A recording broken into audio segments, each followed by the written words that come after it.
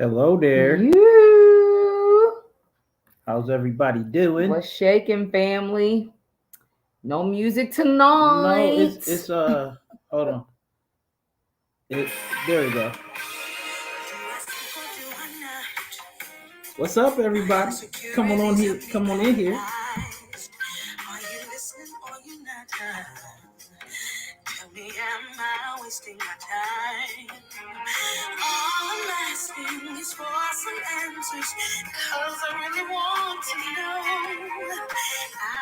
Come on in here.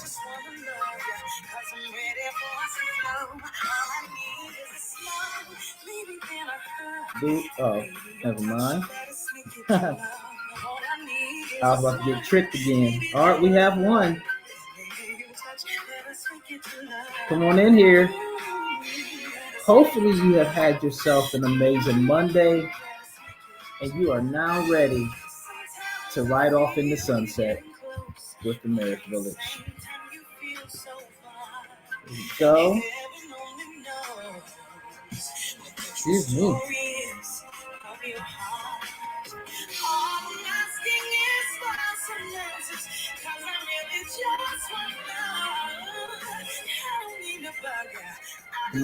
Come on in here. Who goes there? Who's out there? Make yourself known.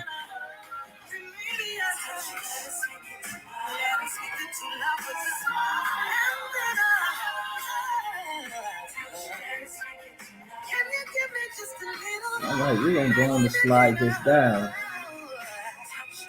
because we don't want to be in a fight with YouTube Or our and neighbors for that fact. We're and outside tonight. and Facebook and our neighbors. We are outside, so I am trying to temper how loud I am because I do tend to get a little bit loud when I am expressing myself, especially over a topic that I am very closely knitted to. So, hopefully, you are having yourself an amazing Monday. Hopefully, work was well for you. You stayed yourself out of trouble. You didn't do anything you didn't have no business doing.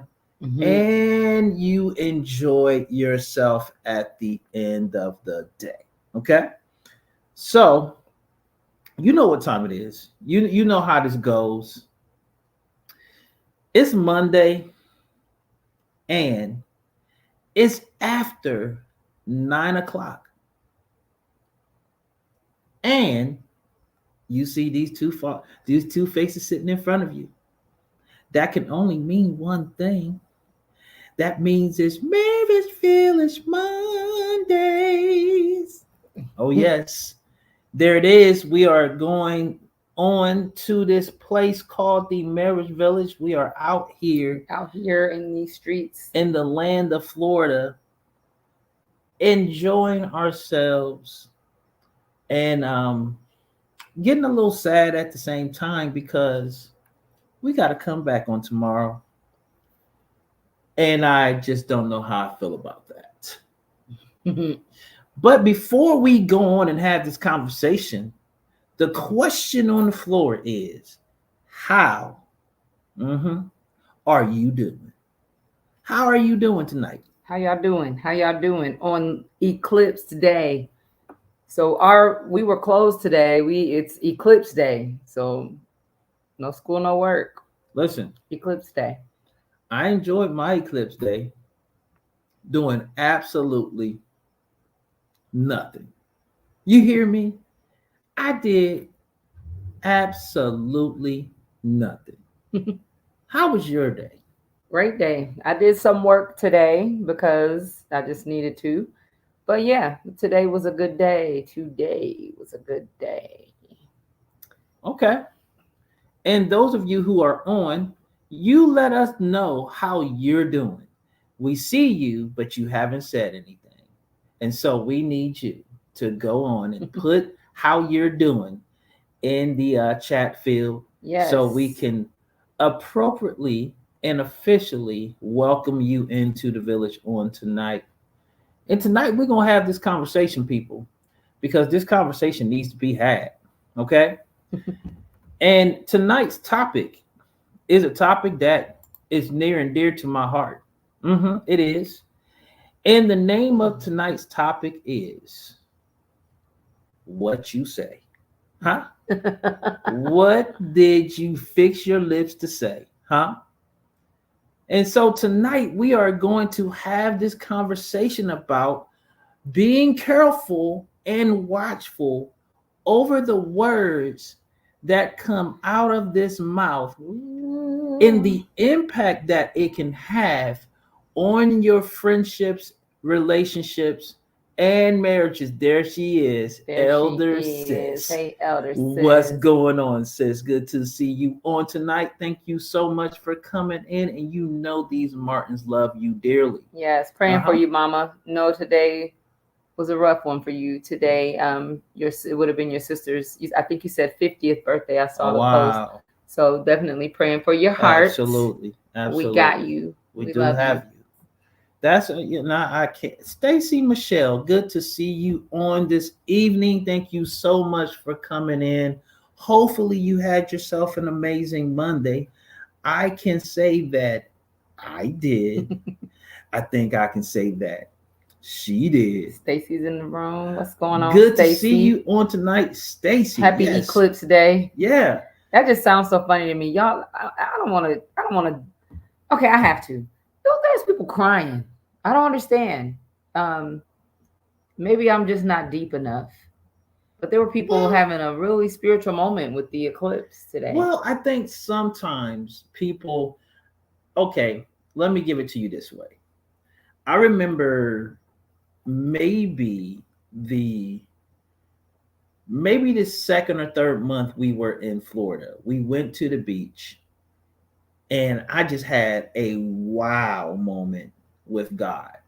Okay. And so I can understand, being in awe of the things of God, right? I can understand one just being overwhelmed or enamored with the awesomeness of God and the things that he does within the confines of his creations, right? Okay. I mean, yeah, let's say help me out, because maybe I'm not. Yeah, and I don't think it's like not being spiritual enough. I think sometimes it's just, it's just perspective, point of view, maybe how you see it sometimes. And I think sometimes, like, I had a really good conversation over the weekend with our cousin Stevie, and we were just talking about just being mindful of the things of God, like just not taking things so casually and really just allowing ourselves to be consciously aware of the things that we can take for granted, like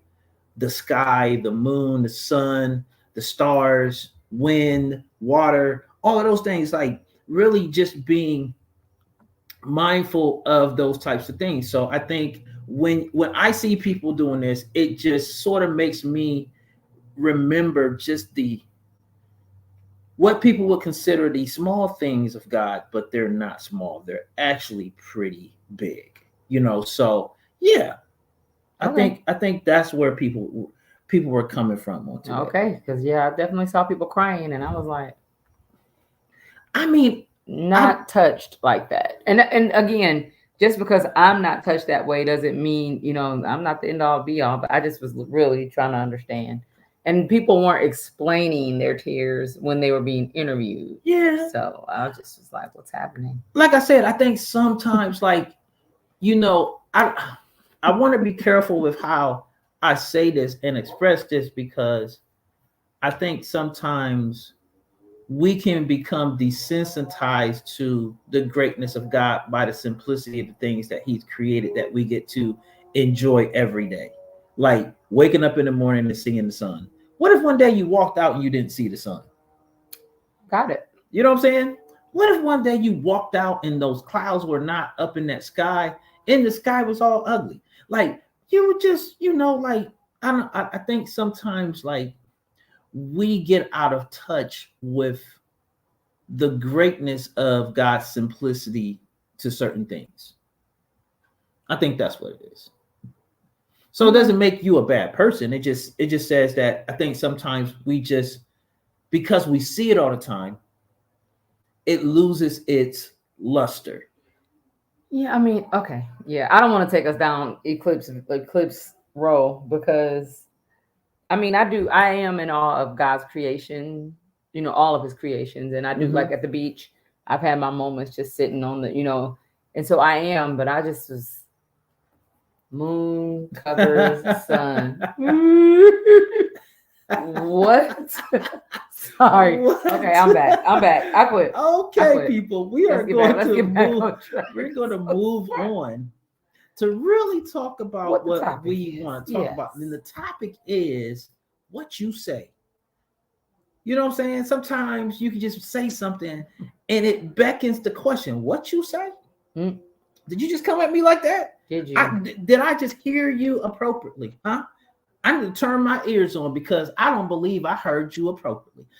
So tonight we're talking about watching what we say and understanding that our words have power. Understanding that our words can either give life or give death. Mm-hmm. Understanding that our words have the power to influence someone else's nature, their moment, how they're feeling in the day, whatever. We have the ability to bring joy or bring anger. We just do. So I want to talk about, I want to have this conversation because I believe the conversation needs to be had. So what are you doing? How are you handling yourself when it comes to your words? Are you watching what you say? Do you care to watch what you say? Because sometimes people just don't care. I hear people say this a lot. I don't care. I don't care. I don't care. I think you should. I don't care what they think. I think you should care what people think. I think because when you start to stop caring about what people say, you will stop caring about what's coming out of your mouth and how it's coming out of your mouth. Yeah. Right. So I think we need to be mindful of how the words that are flowing out of these lips towards someone else, how it's impacting people, because sometimes we lose consciousness of that and it causes problems. Yeah. Agreed. And it causes arguments and offense. And I'm just in a place of my life. I don't know about you, and you guys can put it in the chat. You can let me know how you're feeling about this. But I don't know. I'm just in that place in my life where I just don't want to be offensive to people. So it's causing me to think about what's coming out of my mouth and how it's coming out of my mouth, right? It's making me look at how I'm handling people in the aspect of my words. How are you handling people with the aspect of your words? How are you handling people? How are you using your words? How are you using your words? And so one thing that we fail to remember at times is that we can be accountable for every word that we speak. That's what the Bible says. We can be held accountable for every idle word spoken. I want to be clear. Let me be clear. Let me say it right. Right. Well, we're going to be held accountable for every idle word that we speak. Yeah. And so what is an idle word? Like IDLE. If I think of a car that's idling, if you're idling in a car, it's literally you're pressing the gas and you're going nowhere, right? It's revving up, and it's revving up. Nowhere. And so that's kind of when I think of idle words. It's those words that don't go anywhere. They do not produce forward motion. They do not produce progress. They are literally just gassing up the place with fumes and toxins, right? So we're gonna be held accountable for all of that. Absolutely. So the question is how are you using your words? And then there's a couple things we gotta remember. First of all, we need to remember that there's power in our words. Words can build up and words can tear down.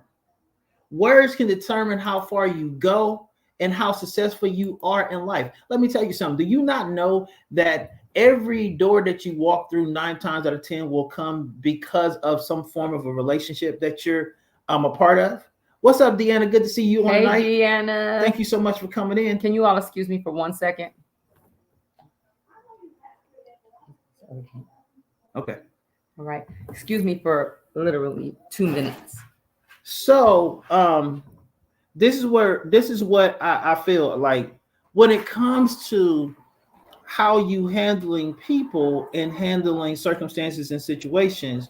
We have to care about what's going on with our words, what's coming out of our mouth, and how that's hitting another person, right? Because if you're not thinking about that, if you're not thinking about, hey, how this is treating some or making someone feel, that can take the ability away from you to grace your words and lace your words with care and with concern and with love towards that person. Because again, our words can do a lot of things. Our words can make a person feel that we love them, or our words can make people feel like we don't care about them. So what comes out of here needs to be well thought out and cared about, because I know we live in this culture that says, I don't care.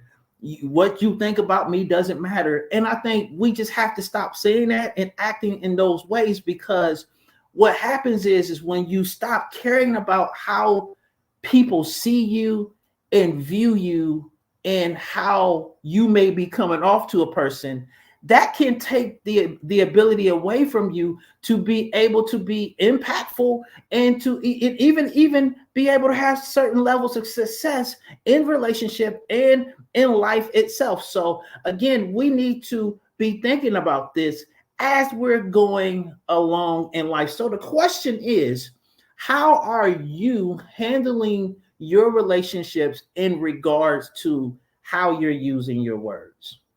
That's a question.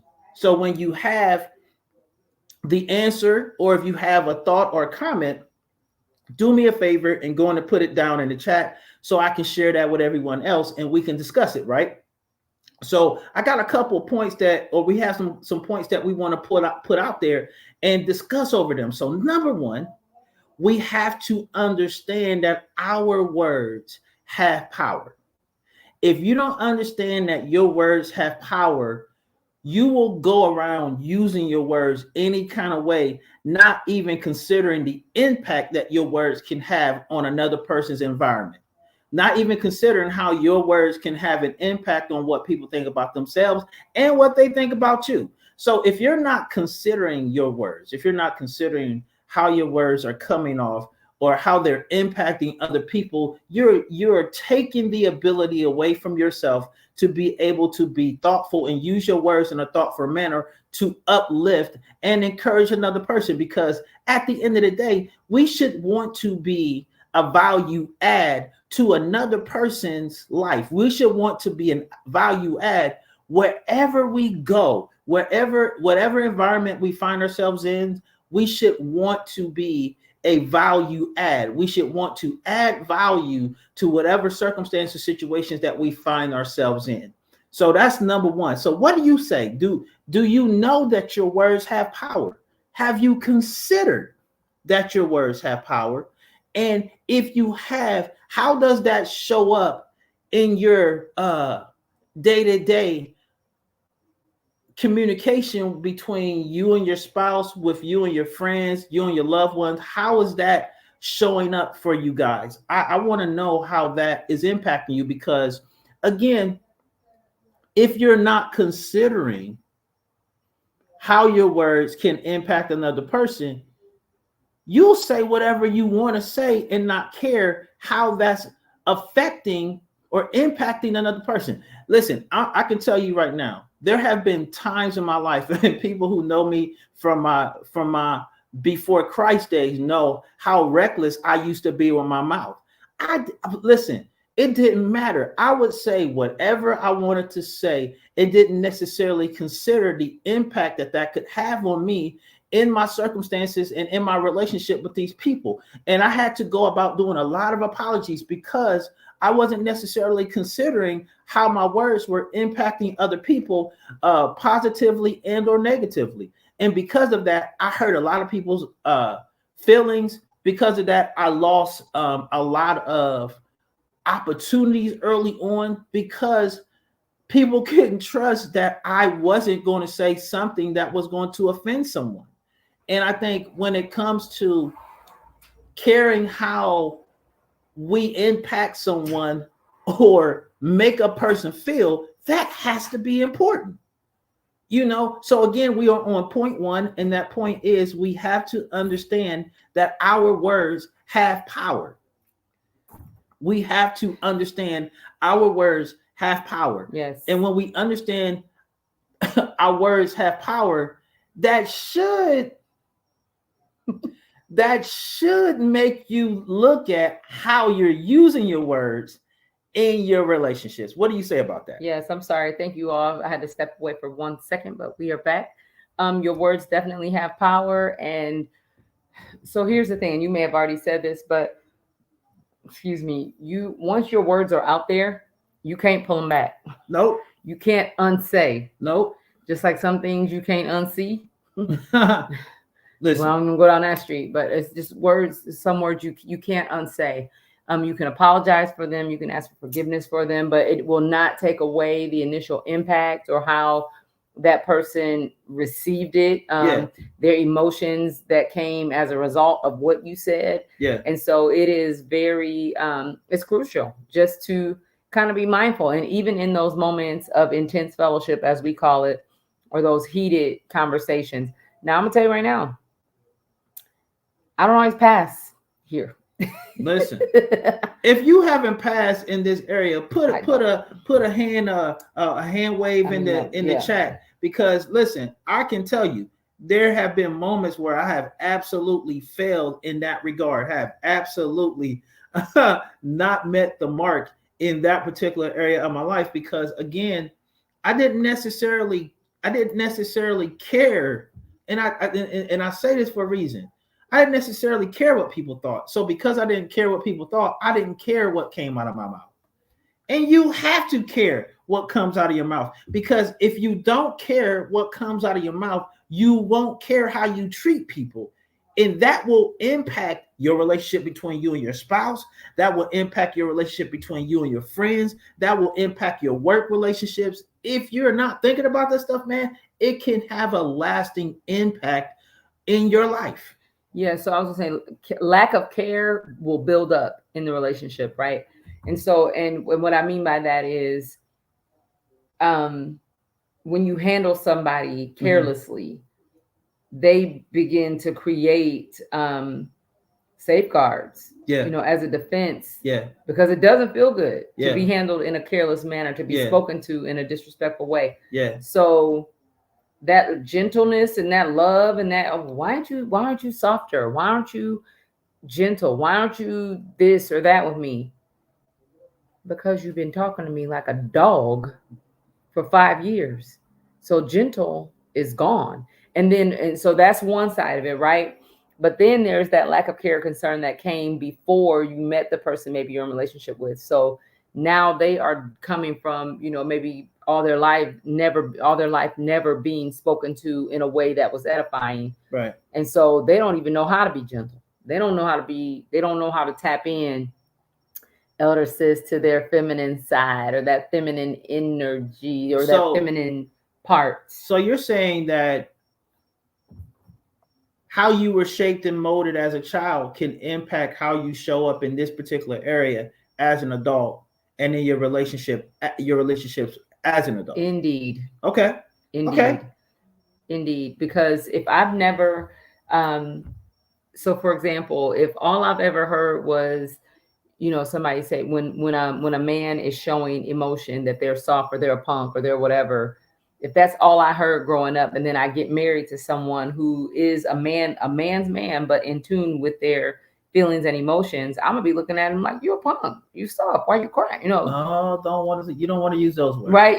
But you don't, right? No, you don't, right? You don't want to use those words. But that is so that's the thought. But then when it rolls off your mouth, you can't roll that back. You can't listen, you got to remember this. When it comes out of your mouth and out into the atmosphere, you can't grab that back. It's out there. Now you can do something about it. Okay. You can own what you said and apologize. You can listen, hear what I'm saying. You have to first own what you said and then apologize the appropriate way. Because again, if you don't own it, you can't care about how you interpret or carry it out. So you have to, first of all, you have to own it, And you have to care about how it's impacting the other person. Absolutely. You have to care about that. If you're not caring about that, man, you're really doing a number on your relationship. What say you? So because like I said, we said you can't unsay the words, right? When you said something negative, you can't unsay it. But just like as Joe just said, you can apologize sincerely. Yeah. Because it's what I call demolition. Okay. Right. Once somebody builds a house, that house doesn't have to stand forever. Just because you built it brick by brick. That's good. It doesn't have to stand forever. You can demo it. And not all demo is bad. Exactly. Okay. Right. Because sometimes you want to remodel a home, right? Yeah. You're going to knock out those walls. You're going to pull out that bathroom, that old plumbing. There's a way to do that in your relationship, but you can't. You got to do it one room at a time. So what you're saying is sometimes it's good to put the relationship under construction. Yes. Okay. And do some demolition to areas that are not right.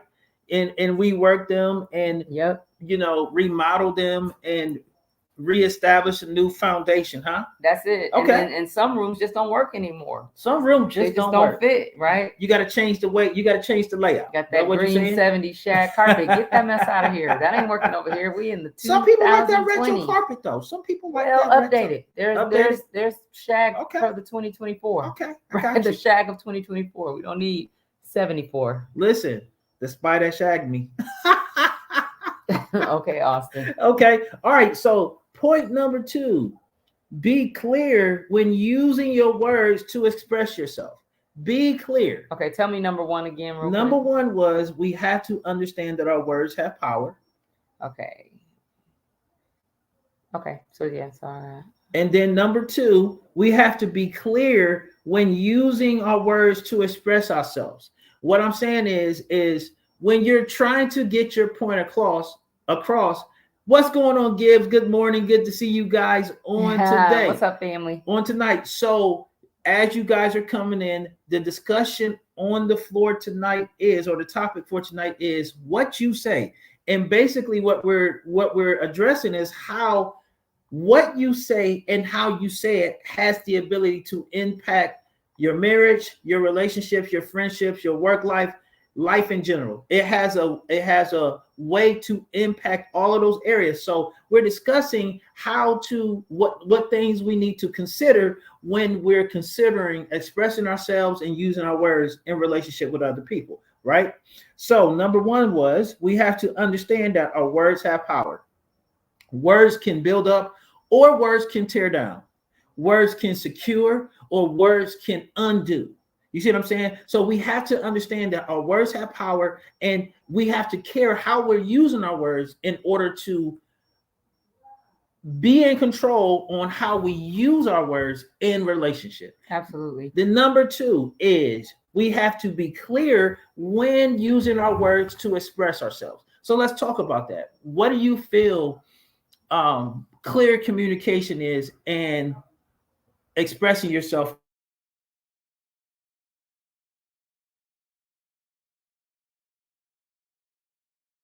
I think we're having some. Are we back? Okay. Yeah.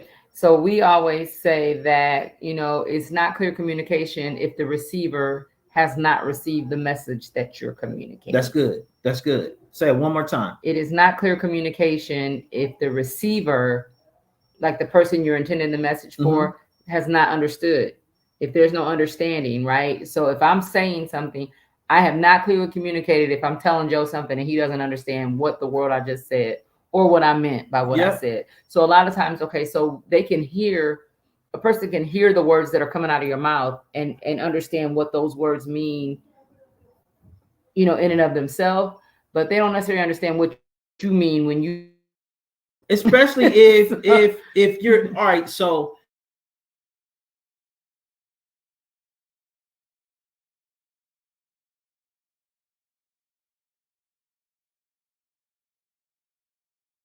Expressing that particular word in the first form and not the third form, but that person is receiving it in the third form and not the first form. You need to make sure, number 1, that they understand what you're saying, and number 2, that it's connecting with their understanding. And if they don't understand what you're saying, then you need to make sure that they understand what you're trying to convey. Correct. Because go ahead. I was going to say, we apologize for the lagging.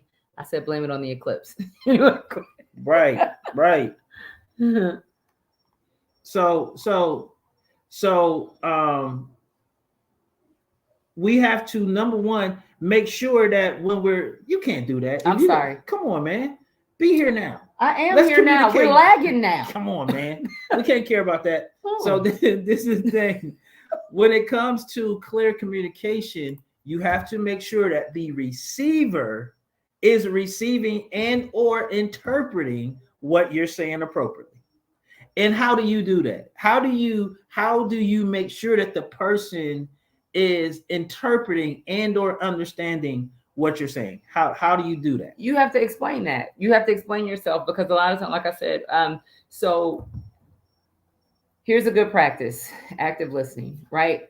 Sitting quietly while the person is delivering the message, and then repeat back to them. So what I hear you saying is, or what I understand from what you're saying is this. And that gives them the opportunity to say, yep, or nope, missed it altogether.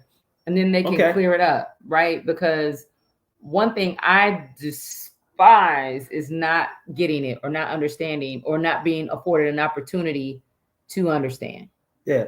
Okay. And so if I'm not getting it, doggone it, explain it. Okay. Again, like I'm a 3-year-old, because I have moments where I just don't get it. Okay. All right. So a good practice to making sure that a person is understanding what you're saying is asking them, does that make sense? Do you understand what I just said? And not in a condescending way, but in a concerning and caring way. Say, hey, does that make sense? Do that connect with you? Because sometimes it might not connect. Maybe, again, what you're saying is being said in the first definition and not in the third definition of that particular word, and that person is understanding it from the third definition and not the first. Right there, that'll get you every time, because the English vocabulary, they're that. Okay, in this way, when it's said this way, it's defined this way. When it's said this way or used this way, it's defined this way.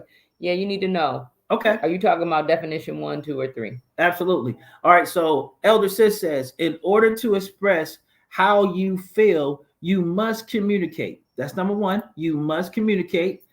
If you don't say the thing, then how is one to know how you're feeling? Do you want to type the emoji? Absolutely. How is one to understand how you're feeling? So number one, you have to understand, if they don't understand how you're feeling, the only way you're going to know that they don't understand is by communicating and asking the question. What I'm making myself do now with Cassie and with other people is saying, hey, did that make sense? Do you understand what I'm trying to say? Is that connecting? Because I think sometimes asking those types of questions, it takes the opportunity for offense to set in, because understanding hasn't been had. Because sometimes people get offended when they don't understand. So offense comes on because I don't understand. And if you see that, you gotta be paying attention, right? You gotta be able to judge the room. You gotta be able to feel the feelers, right? So if you're feeling the feeler, and you realize that person, look at their face. If they have that blank look on their face and it's like, you know what I'm saying? You need to be paying attention to what's going on their face and their body language, because it's funny to me how we can pay attention to anything that we want to pay attention to most times. But when it comes to dealing with the people that's close to us, when it comes to dealing with our spouses and others, we struggle in areas that we're perfect in other situations. And the question is, why is that? Why are you able to articulate yourself at work? Why are you able to articulate yourself when it is something that you want to get? But as soon as it comes to dealing with someone that has a high place or a high rank in your life, sometimes it seems like that is the place that we have the most problem communicating effectively. But and I hear you on that, but I feel like I feel like there probably is a challenge in every place that they're communicating. I don't think it's Because to me, if you're having a challenge in your safest place, then you're probably having a challenge across the board. And I say that from personal experience, because I communicate better. I think I communicate better with you than I do at work. As far as what I like and don't like, what I need and don't need, what I can't tolerate say that, and don't tolerate. Like I can't say that I know that, because we haven't really, the way you communicate with me at work is very minimal. So no. I'm saying no. I'm saying I feel like I communicate better in this relationship than I do with the people that I'm in relationship with at work. Okay. That's what I'm saying by that. Okay. I mean, I don't feel like I speak up enough at work, and I've been told that I don't speak up enough. But I think that's true. I don't hesitate sometimes to speak up, probably more than enough. Tyrone, what's up, Tyrone? Good to see you on tonight, bro. I don't think I hesitate. I probably should say less. Okay. Literally. Okay, here. So number 3, segueing into that, is lacing your words with grace. Don't disregard me. Well, you put it in the chat. We was in the middle of something. I was teeing up. I'm just saying. I'm just saying. I think like when it comes to dealing with your friends and your coworkers at work, learning how to speak up and learning how to lace your words with grace go together. Because when you lace your words with grace, that will give you the ability to communicate with them appropriately. Yeah, I think. Okay, so here's the next part. Okay. Come on, church. Comfort levels, right? Where are you comfortable communicating? And I say that because here's the thing. Sometimes at work, oh Lord, how do I say this? Can I jump in?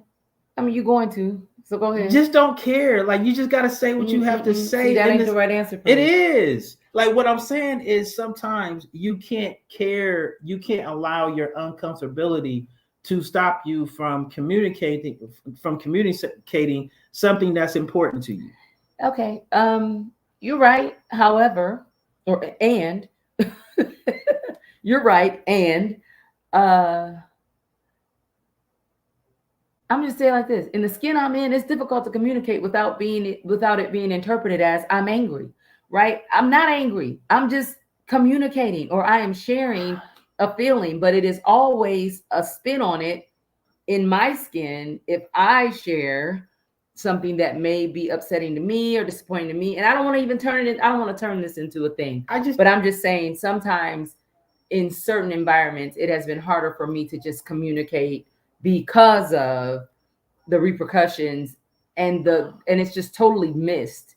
Like what I'm communicating is totally missed because it is being interpreted as something that it is not. And then by the time I try to explain it, then I get too mad. I just think that we have to stop caring about that kind of stuff in the sense of, I'm just telling you, when it comes to needing to have the appropriate conversation, because if you're lacing your words with grace and that person takes it wrong, that's not a you problem, that's a them problem.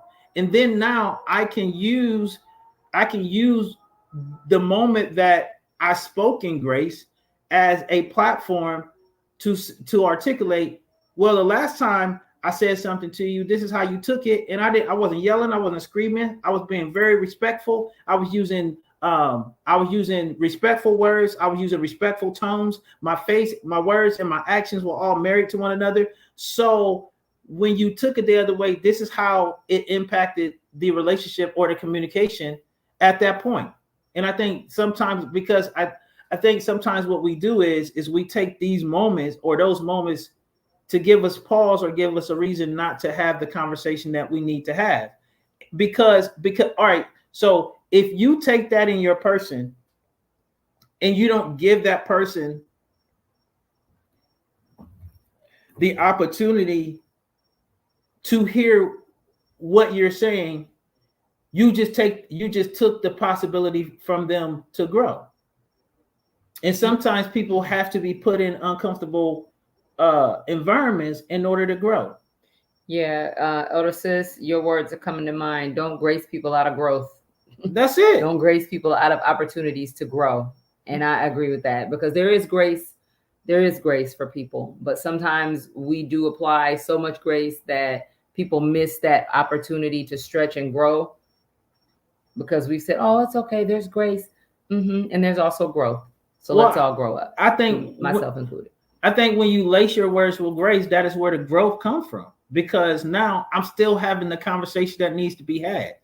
Like gracing a person and not saying what needs to be had is what stops them from being able to grow. But when you take the power and say, you know what, I'm going to say this and articulate this in a way that is going to give them the ability to understand. And every time they want to get in a place, I'm going to be so intentional to be unoffendable. Like every time I see them get ready to get offended, I'm gonna get on top of it. Like, nah, come here, see, look at my face, look at my expressions. I'm not trying to be at odds with you. I'm trying to communicate. So let's communicate. Yeah, let's do that, because again, don't take the ability away from them to grow. Put yourself in an uncomfortable place. Operating in some humility with your actions and your words, and communicate with them appropriately. Right. So Elder Sis says there's passion, then there's nasty. Agreed. Absolutely. What's the intent of your heart when you communicate something? And usually when I'm communicating with someone, it is because I want the situation to get better. I want there to be understanding. I'm not trying to come for nobody. Now I'm not coming for you unless you sent for me. And that's just, I know we say that around the way, but it's the truth. I'm not coming for you when I'm having conversations. Now, if we are in an argument, and it's already heated, then I'm probably coming for you because I feel like you're coming for me. So we're going to go ahead and that's not at work. I'm just saying that has been my not so great moments here in the marriage, where it has been more like that. But for the most part, when I am trying to communicate something, I'm literally just trying to get understanding. And sometimes frustration will come out in my communication when I am tired of talking about the same thing or feeling like we've communicated about this more times than I would like. But that's not fair either, because just because I'm like, we've been over this 10 times. Why are we here again? Right? That's not, and we're here again because something wasn't clearly communicated. Absolutely. On times 1 through 10 or 1 through 9 or Absolutely. wherever. So, and I think sometimes we just, there's that. As much as we want other people to grow up, we have to grow up too. I just think that's what it is. As much as we want to prove that a person needs to grow, we need to take that same pill and grow too.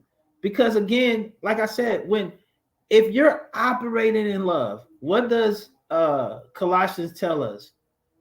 Above all these, put on love, which gives us the ability to let everything be done in perfect harmony.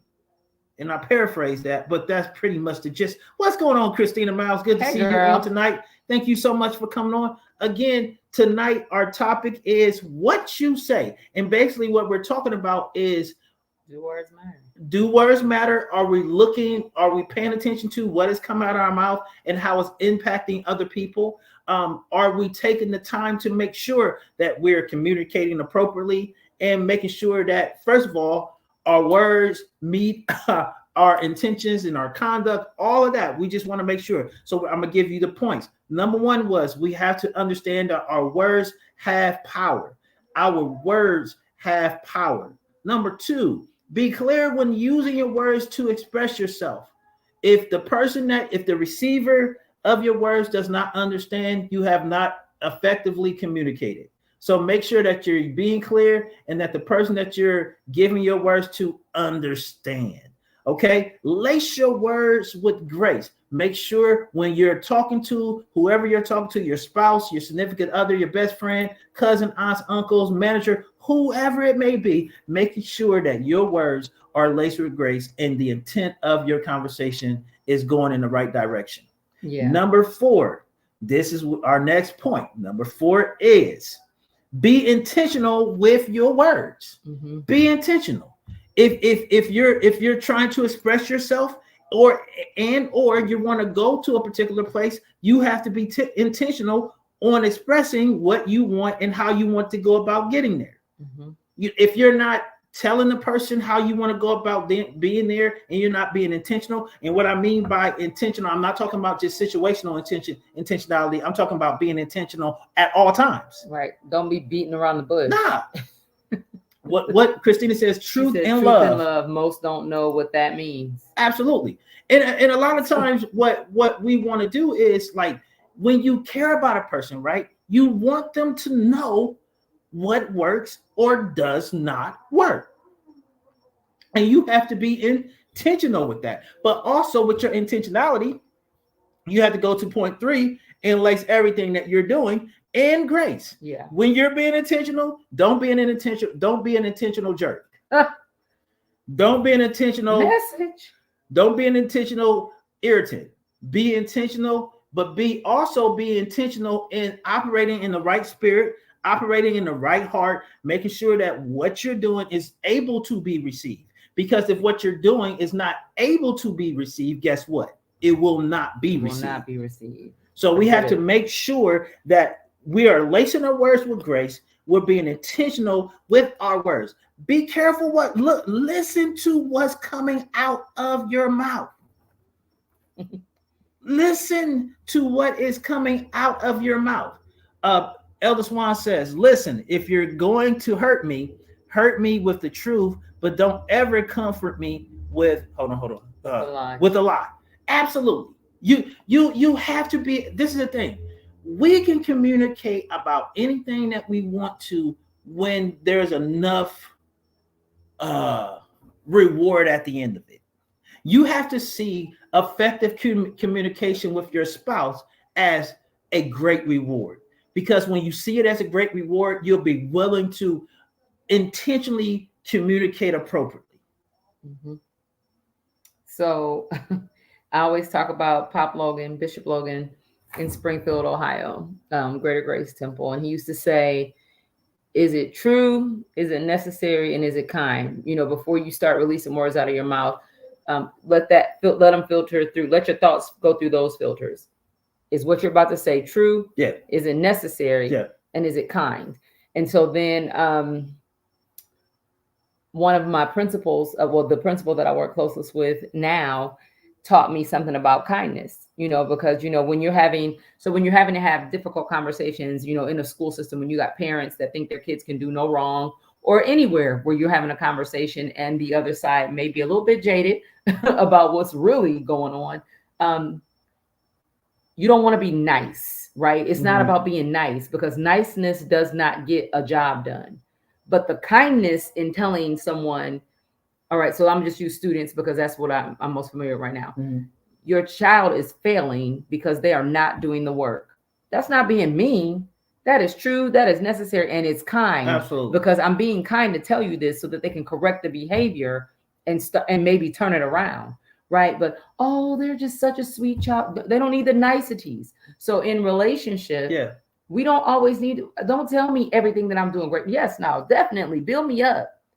But let me know when something isn't working, because the relationship will not go any further if I continue to do and communicate in a way that is not working for the situation that we're in. And you have to know if it's working for the situation.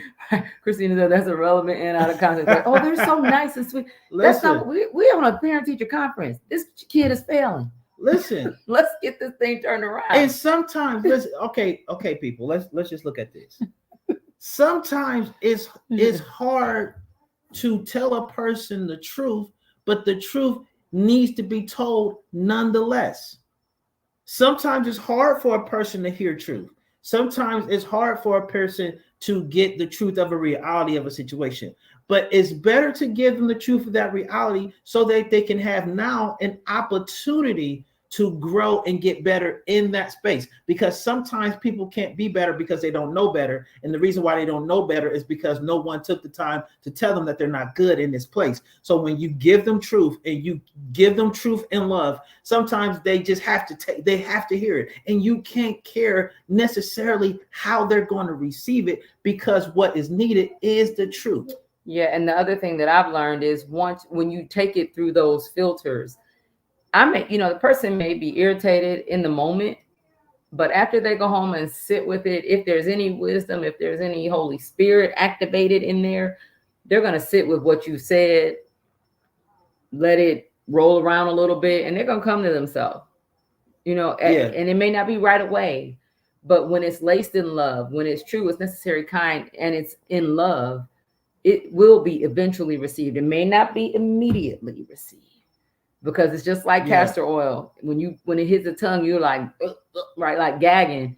But once it gets down in there and works out what needs to come out, what needs to come out is coming out. You get me? Absolutely. Okay. All right. Well, and I like what Christina says. She says that the ego has to go. Like literally your egos, like this, that honestly, Christina, that is really good. That is.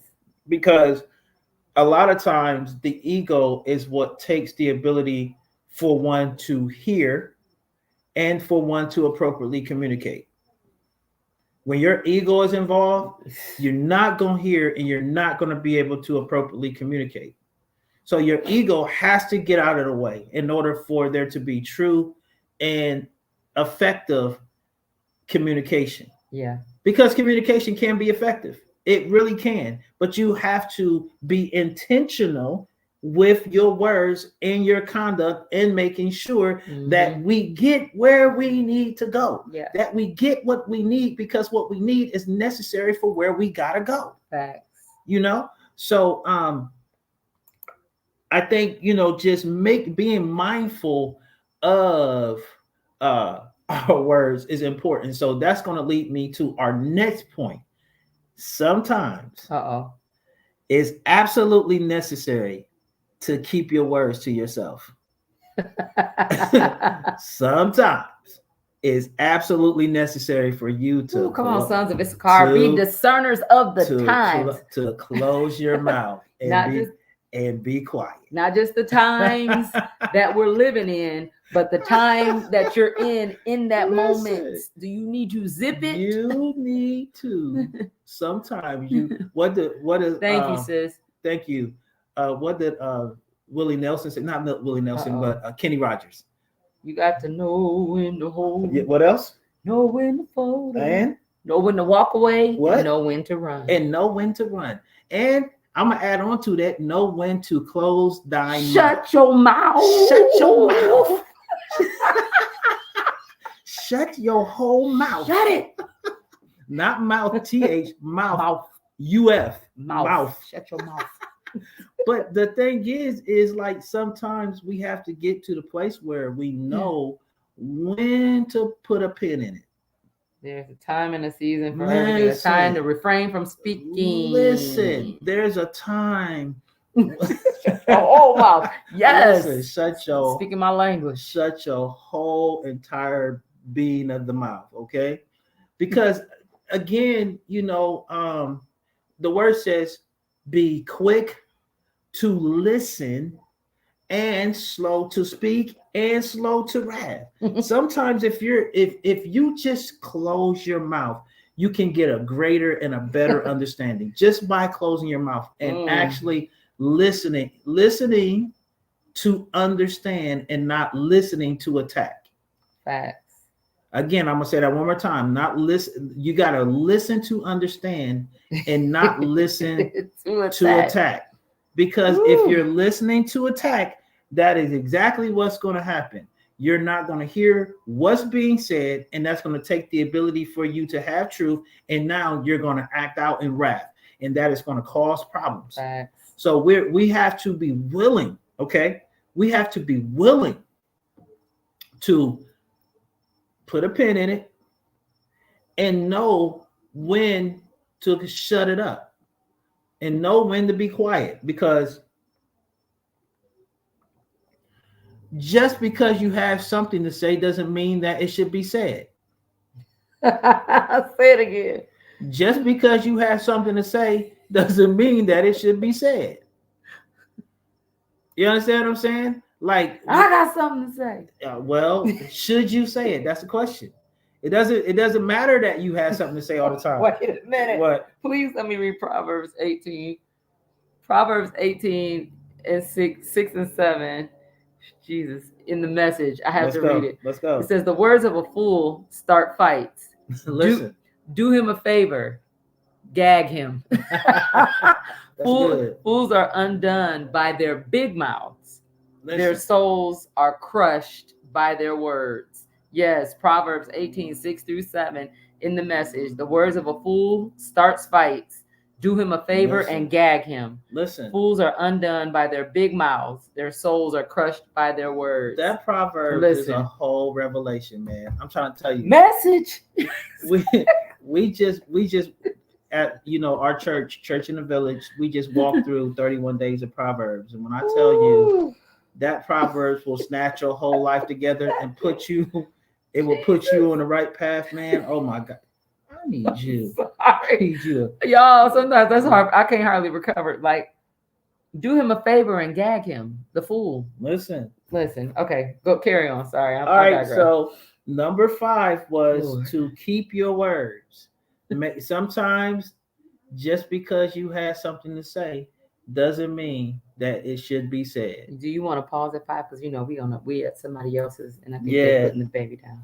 Okay, and let's go to 6. We'll stop at 5. We'll stop at 5. Just keeping your words, and people, let's make sure. Patrick Brown, Dr. Patrick Brown, to see you, sir. See you on tonight, my friend. Love you, man. But I think a lot of times this is what keeps us from being able to take strides in the right direction when we're unwilling to hold our tongue and turn away from the wrath that wants to come from how we feel. Mm-hmm. We have to be able to. One of my favorite passages of Proverbs is Proverbs 14 and 8, and it says, "The wisdom of the prudent is to discern his way." The wisdom of the prudent is to discern his way. So, like when you're operating as a prudent son or daughter, the wisdom from being prudent is giving you the ability and the access to discern whether your way is right or whether your way is wrong. Because the word says there's a way that seemeth right, but the end thereof is destruction. So we want to make sure that we're giving ourselves the ability to walk in the right way and not the way that seems right, but has destruction attached to it. And that was Proverbs 14 and 8. And just in case we didn't know, our words are a part of our way. Absolutely. So just want to throw that out there, that little nugget. And that the last scripture that we talked about, there's a way that seemeth right. That's Proverbs 14 and 12, I believe. So let's just make sure we're being mindful of what's coming out of our mouth. Let's make sure that we're gracing and lacing our words with grace. Let's make sure that we're giving people the opportunity to recover and to have a redemption story in our life, because again, that is we're supposed to be, if we're followers of Christ, we're supposed to be agents of reconciliation.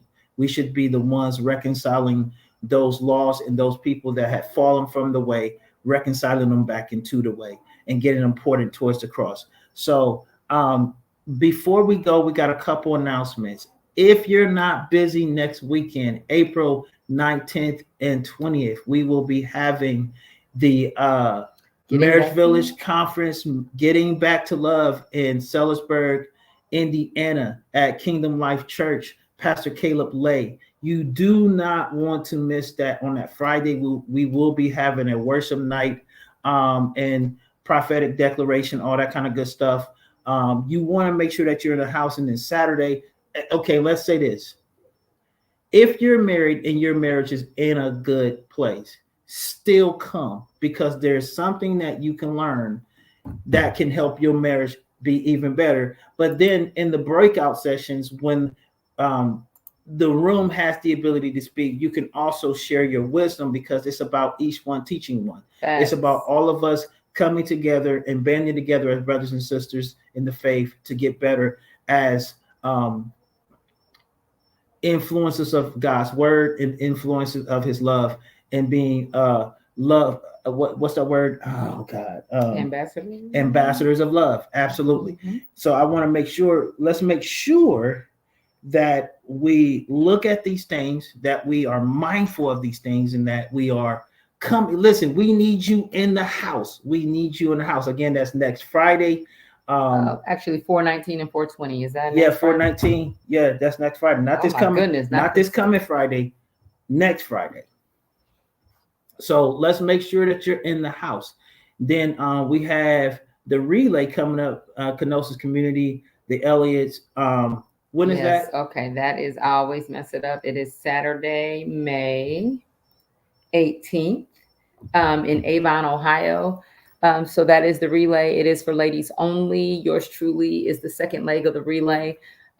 We are passing passing the baton from one generation to the next, in the word, in just getting these mantles where they need to be. But really, it's going to be pouring into the women of the community and the women that come and attend. And so, just come and get ready to be filled up. Be ready to empty yourself out and to be filled up at the relay. Okay. Tyrone says that's all very good and helpful points, but if the person receiving on the other end takes it as being defensive all the time, then what do you do? I speak with my hands all the time, and that comes off as aggressive sometimes. Okay, so let me be. Can I go first? Go ahead. So, as a person who is married to a very expressive communicator, it just really comes with knowing the person you're married to, right? You got to know the person, or the person that you are, because it could be at work. This doesn't necessarily have to be somebody's marriage. This could be at work, but you got to know the person that you are in relationship with. And you need to know if he speaks with his hands, right? Exactly. Demonstrative. Yeah. Not just with me, but everybody, when he's preaching, when he's talking to anybody, it's like the hands and the tones go way up.